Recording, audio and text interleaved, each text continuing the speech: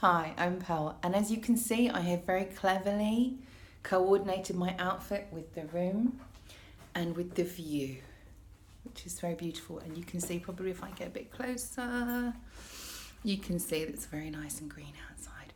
I'm actually in London, and this is a little video about take what you need. So this is not my Camino. I've just come up to London and I'm staying one night. And I've packed, I don't know if you can see, that's my gear that I've packed. And I've done it a bit rubbish because I was thinking about all the things you take when you need, and I forgot my towel, and I'm staying in a youth hostel. But that's okay because you can rent them, and I have a sarong anyway, so I'm probably just going to use my sarong. And actually, when you go travelling and you do this kind of thing, most of the time you can get things sort of that you forget along the way. It's not that big a deal. The important things are really for me, it's contact lenses, glasses, things like that. It is a real pain if you have a problem with those things. And of course, if you have medication and stuff. But I really wanted to tell you about Take What You Need. You know, this is the title of my book.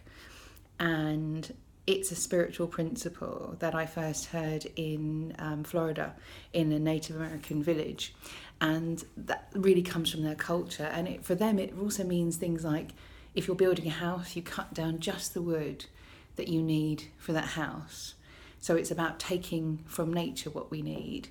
Whereas when I went on Camino, it was very much more about, carrying what I needed.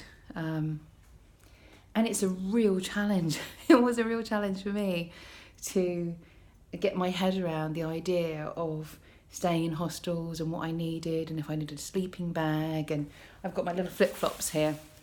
You see those? Essential. You have your walking boots and you need your flip-flops. And you actually need your flip-flops for fording rivers and things like that. So when you come to a river and you ford it, and you think, when people told me that, I went, are you kidding me? I don't want to do that. That's rubbish. I'm not going to ford a river. And then I ended up in a place with a river, and I was like, I've left my flip-flops back in the hotel. Well, not a hotel. It was a guest house. But, you do these things and you think, actually, when you get there, you think, yeah, I really want to do that. So I want to have the stuff to be able to do what I want to do.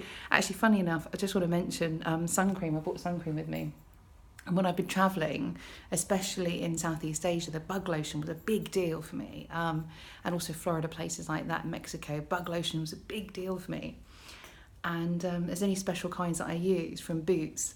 And then I was running out, and I ended up stopping in Bangkok, and I went to this airport to try and find the Bhutan Airlines, in the airport, and they were like, no, they only turn up just before they're going to go on a flight. And I was like, they're not a real country, is it? It's not a real airline. But it was.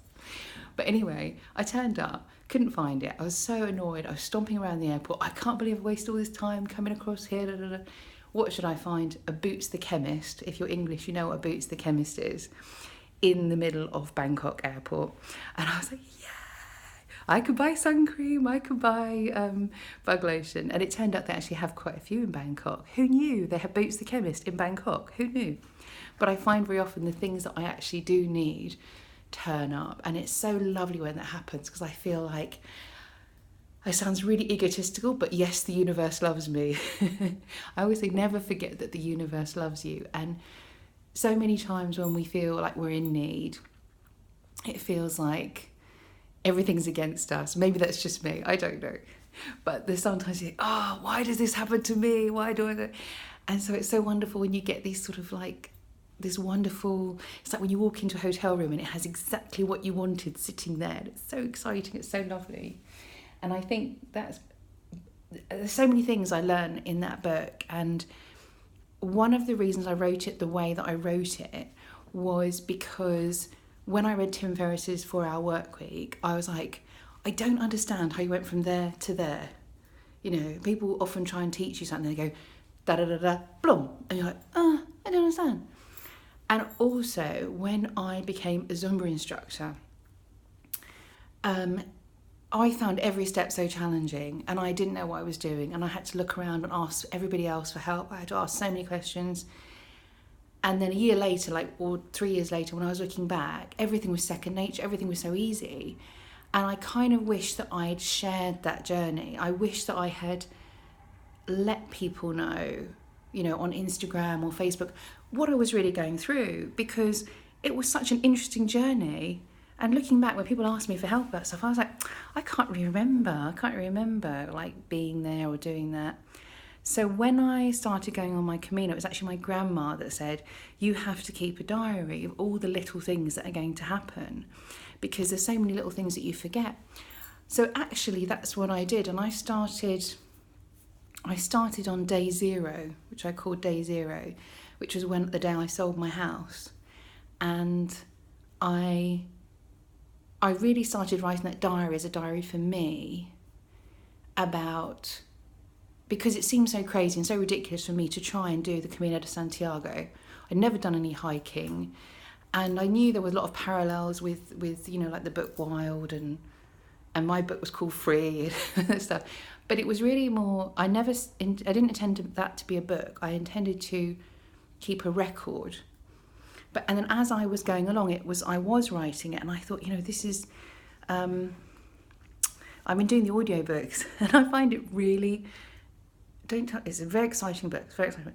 I find it really boring, because a lot of the stuff I'm writing now, I've done so much, I've practiced it so much, and also I've changed the way I do things. So when I'm reading back that book, I'm thinking, some of it, I can't believe I did it that way, and I can't believe how hard I made it for myself.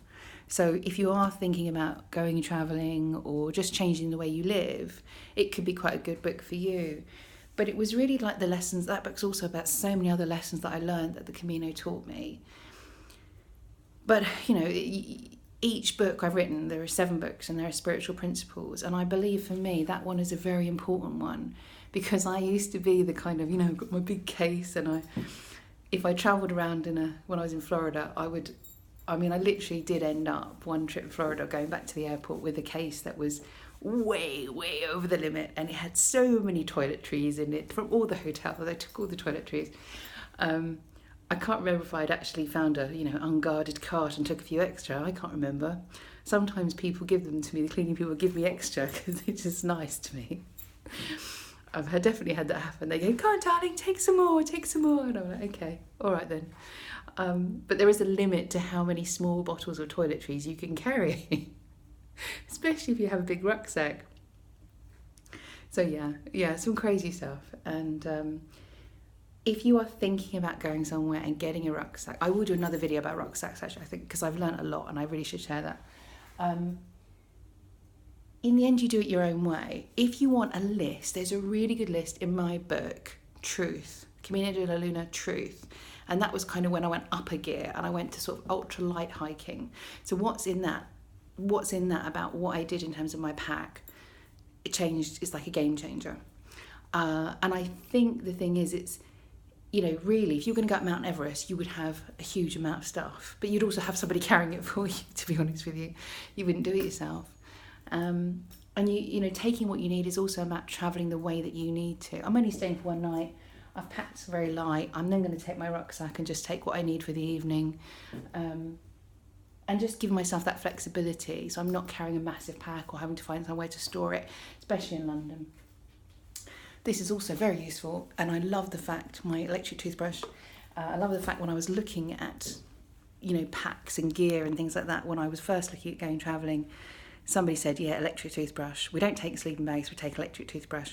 And I went, because I wanted to hear that. I wanted to hear it was okay for me to take the things that I thought were important to me. And it was okay to have those things that might seem to be a bit decadent. But to be honest, electric toothbrush will save you so much hassle with your teeth. And you don't want hassle with your teeth when you're travelling. It's just not worth it.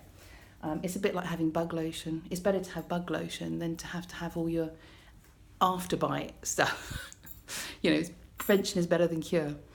So yeah, this is just my sort of a little wee pack. Honestly, I actually carry more than this very often when I'm walking down the beach, because I take 5 bottles of water some days when it's really hot, and I sometimes take 2 books or something like that.